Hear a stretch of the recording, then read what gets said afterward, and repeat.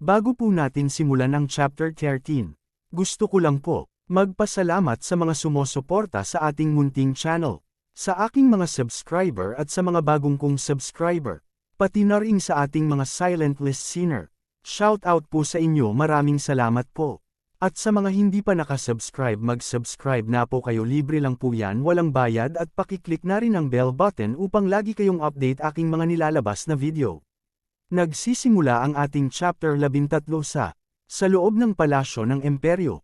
Sinabi ng Emperor na, "So nabawi mo na ang ating lupain na kinuha ng mga demon, napakahusay." Habang si Cruel ay nakayuko sa kanyang harapan. Sinabi naman ni Cruel na ginawa lamang niya ang kanyang trabaho. Tumayo ang Emperor at sinabing ngayon ipagdiriwang natin ang bagong hero na si Cruel Heart. At binabati siya ng Emperor. Kaya pakiusap ay mag-enjoy kayong lahat. At may biglang pumasok na nababalutan ng mga dugo ang kasuotan, na ikinagulat ng mga tao na nasa pagdiriwang. Sinabi ng isa na hindi ko alam kung sino siya ngunit napakabastos niya. Sandali lang, kahit hindi ko maliwanag na nakikita, hindi ba pulang mata at puti na buhok? Sinabi naman ng lalaki na mukhang isang prinsepe, na ang tao na yan, habang ang kasama niya na babae ay gulat na gulat parents sa nakikita. Ang honorary Count Dienhart. Makikitang nakalapit na si Dean habang si Cruel ay nakatayo at nakatingin sa kanya. At nilagpasan niya ito, parang sa aking mahal na kapatid, na kahit papano nakuha niya at hawak niya ang hero fragment. Sabay lagpas at tawa, yumuko at lumuhad si Dean sa Emperor at sinabing, "Kinang para sa Emperyo, ang iyong tagasunod na si Dienhart ay bumabati sa Emperyo." Habang ang mga Marines na nasa loob ng Empire na nakakakita sa kanila ay nagsasabi ng kung ano-ano. Sinasabi nila na tignan mo ang dugo. Hindi ba siya ang sinasabi na isang vampire count? Hindi ko alam kung talagang ang Count Hart family ay nag-ampon ng isang vampire at pinalaki nila. Narinig ko na noong bata siya ay inaabuso siya. Sa tingin mo ba iniiwasan siya sa pamilya ng Hart? Habang sinabi naman ng Duke na si Illuster Starb, na Dienhart, nakabalik ka ng buhay, nakakamanghang tibay, at pinagmamasdan sila ng mga Marines at makikita ang maraming dugo sa nilakaran ni Dienhart. Sinabi ng Emperor na napakatagal na ng panahon. Honorary Count Dienhart, sinabi na pwede mo ako makita sa kahit anong oras mo gusto. Ngunit pumunta dito na maraming dugo, ay naabala ang piging. Humingi naman ng tawad si Dienhart, at sinabing may nag-ambush kanila habang sila ay nagpapunta rito. Ambush. Sino ang may lakas ng look na umatake sa hero ng Empire? Inisip naman ng Emperor na mabuting bagay na ipinadala ko ang mga knight na mag-escort sa kanya. Ngunit si Aret ay nakayuko lamang at walang imik. Sinabi ng Emperor na parang apakatahimik mo para magsabi ng marami sa akin. Bakit hindi tayo umalis muna dito at marami din akong gustong marinig sa iyo? Tinanong ng Emperor na sinasabi mo ba na nakahanda na agad ang planong pag-ambush sa iyo? Yun ay ang mga Revolutionary Army, wala nang iba pa. Nagmura ang Emperor at tinanong si Dean na kung ipapatawag ba niya ang Doctor. At pinapakita ang the hero of the Empire, Dienhart. Ngayon alam ko na ang karamihan ay tinitignan siya ng negatibo. Anong kalokohan yan? Ang ibang talent ay nakuha na ng husto ni Dienhart. Bilang isang vanguard ng 8 taon na digmaan, nakuha niya sa kanyang paa ang mas dakila kaysa sa iba. At pagkatapos niyang iwan ang mga kasamahan niyang hero, nakuha niyang mabawi ang bangkay ng hero, na walang sinuman ang nakagawa sa mga nakalipas na panahon. Ang isang hero na natalo sa Demon King ay madalas pinapakain sa mga demon, kaya kung si Dienhart ay hindi nagawang makuha ang hero ay parehong kapalaran lang ang kanyang sasapitin tulad sa ibang hero. Isa yung hindi kapanipaniwalang achievement, na magawa kapag hinarap mo na ang Demon King. Gayunpaman may sapat na presyo itong kabayaran. May naisip ka na ba para maalis ang sumpa? Wika ng Emperor. Napaisip na si Dean na sumpa, na nagtataka, ang ibig sabihin ng seal ng Demon King na inilagay sa kanya ng Demon King. Sinabi ni Dean na wala pa, habang nakahawak sa kanyang balikat. Sinasabi niya sa kanyang isip na ito ay hindi sumpa kundi isang tracking spell. Pero iniisip ng Emperor na naging mahina ako dahil sa sumpa ng Demon King. Iniisip naman ng Emperor na meron pa siyang attitude na nagbabalewala sa kapakanan ng kanyang sariling katawan. Ipinapunta ko siya sa demonic realm. mula nang ang Demon King mismo ang nagbigay ng sumpa sa kanya.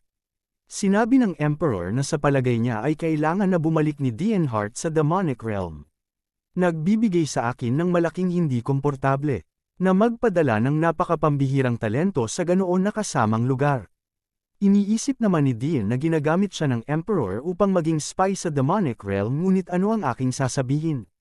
Tinanong ng Emperor si Dienhart kung ano ang mga nangyayari ngayon sa loob ng demonic cast. Sinabi ni Dean na wala naman bago, ngunit di na niya na ituloy ang sasabihin. At tinanong ng Emperor, anong ngunit? Sinabi ni Dienhart na nakahanap siya ng isang assassin na ipinadala niya. Ang maging isa lamang considera na disposable pawn, na isang kandidato sa pagkabayani. Bakit mo siya ipinadala sa demonic realm? Wika ni Dean sa Emperor habang may matalim na titig sa mga mata. Sinabi naman ng Emperor na isa lamang yun na basura, na marumi sa pangalan ng mga hero. Nalaman ko na mamatay na siya bago pa siya makarating sa demon realm. Ngunit sa palagay ko nagawa niyang maka-survive dahil meron siyang fragment ng isang hero. Ngunit nagpapasalamat pa rin ako sa basura na yun at sa palagay ko ang iyong katayuan sa demonic realm ay lumaki ng husto. Tama ba, Zero Corps Commander Demon Aret? At bigla ikinagulat ni Aret ang mga narinig niya mula sa Emperor. Iniisip ni Aret na alam na kaagad ng Emperor na siya ang Zero Corps Commander. Himingi ng paumanhin si Dienhart, at sinabing wala siyang ibang magawa kundi ang tagapin ang pagiging isang commander. Sinabi naman ng Emperor na okay lang hindi niya sinabi yon upang sisihin siya. Kung matatanggap ka mas madali para sa iyo na mawala ng impormasyon. Maging inamin sa Demon Realm pa. Nagpapakita na totoong talentado ka talaga. Ngayon merong ka bang gustong sabihin sa akin? Wika ng Emperor. At binangit ang pangalan ni Cruel Heart. At naging seryoso ang muka ni Dienhart, na tila may killing intent. Bakit mo siya inilagay sa posisyon ng pagiging hero? Alam mo na kamahalan. Ang tanging pagsisisi ko ay hindi ko pinatay si Cruel Heart. Siya lamang ang tanging nakaligtas sa Heart family bukod sa akin. Hindi siya lamang ang nag-iisang membro ng pamilya ng Heart na nakasurvive sa akin, Dienhart. At pinapakita ang nakaraan. Dien wika ng isang boses.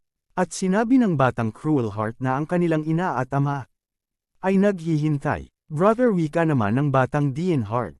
Lunchtime na pala, patawad wika ni Dean. Sa kanyang kuya, sumagot naman si Cruel na okay lang, bilisan na natin. Bakit ba napakalamig mo kuya? Dahil ba sakin, pagtatanong ni Dean. Habang hawak ang kanyang kamay. At inalis ito ni Cruel at sinabing marumi dahil galing siya sa pagsisinay. Naay pangtataka naman ng batang Dean. Pasensya na, okay lang sa akin kahit na ang iyong kamay ay madumi. Brother, hintayin mo ako. Masyado siyang mabilis at di ako makasabay, wika ni Dean. At huminto si Cruel na naging sanhi upang mabangga siya ni Dean. Sinabi ni Cruel na, talagang gustong-gusto mo ang malaking larawan ng ating pamilya. Lagi mo na lang yun tinitignan sa araw-araw. Masayang sinabi naman ni Dean na kapag tinitignan niya yon ay parang may nagsasabi sa kanyang sarili na sila ay isang pamilya. Ngunit sinabi ni Cruel na isa lamang yon na painting. Sinabi naman ni Aret na ganun ba pero? At sumabat naman si Cruel at sinabi na, oo, kaya wag ka masyado gumala at manatili ka lang sa iyong kwarto. Pero brother, wika ni Aret habang ang kanyang kamao ay nakatikom, at mapapansin ng dalawang kasambahay na nakikipagtsismisan. Ay naku, noon pa man nagkalat na ang mga tsismoso at tsismosa.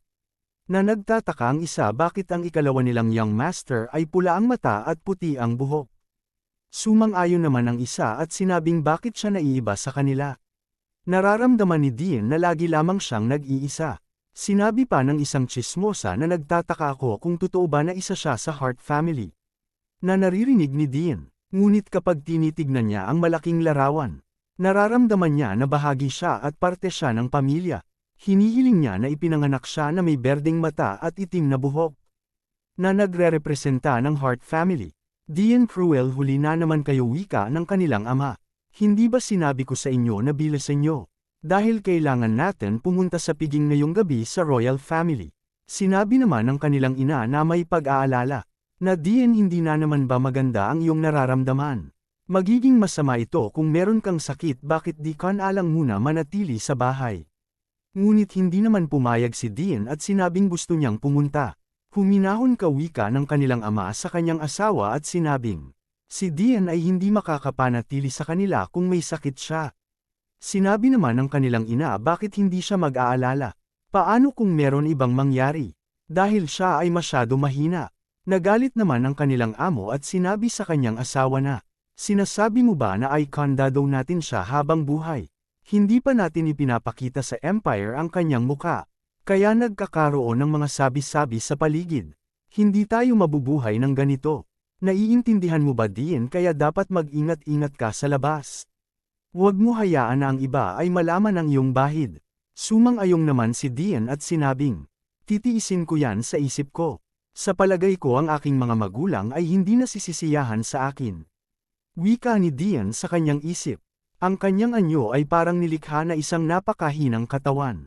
At napakataas ng kanyang bahid na epekto, sa matataas na count. Sinabi naman ni Cruel sa kanyang ama na narinig niya na kumuha ito ng isang master sa swordsmanship. Na ikinagulat ni Dian at iniisip kung sinusubukan ba niya na ibahin ang topic. Hindi walang daan para sa aking kuya na magkainteresado sa anumang bagay na nasa kanyang paligid. At bigla na pangiti ang kanilang ama at sinabing, sa bagay ikaw ay may talento, kaya dapat lalo mo pang pagbutihan. Ang atmosphere sa paligid ay nag-iba mula nang inumpisahan na magsalita ng aking nakakatandang kapatid. Sinabi ng kanyang ama na, napakahirap na makahanap ng isang napakadakilang Grandmaster Swordsmanship. Sinabi naman ng kanya asawa na sa pagkakaalam niya ay sinabi niya na siya ay nasa sabik na habang naghahanap. Ang aking kuya ay nakakamangha. Dahil kulang akong bata, malungkot ba ako kahit magkasama tayo? Tama itong kalungkutan na ito ay ang totoo na kumumpleto ng kasalanan ko. Okay lang yan party parent ako ng pamilyang Hart. Kung susubukan ko sigurado magiging katulad ko rin ng aking kuya. At ang aking pamilya ay mamahalin ako ng husto. At sa pigin, hey wika ng isang boses. Ako ba ang kinakausap mo wika ni Dian? Tama ikaw ba si Dian Hart wika ng tatlong bata? Na pinagtataka naman ni Dian kung sino sila. At dyan po nagtatapos abangan ng next chapter. Salamat po.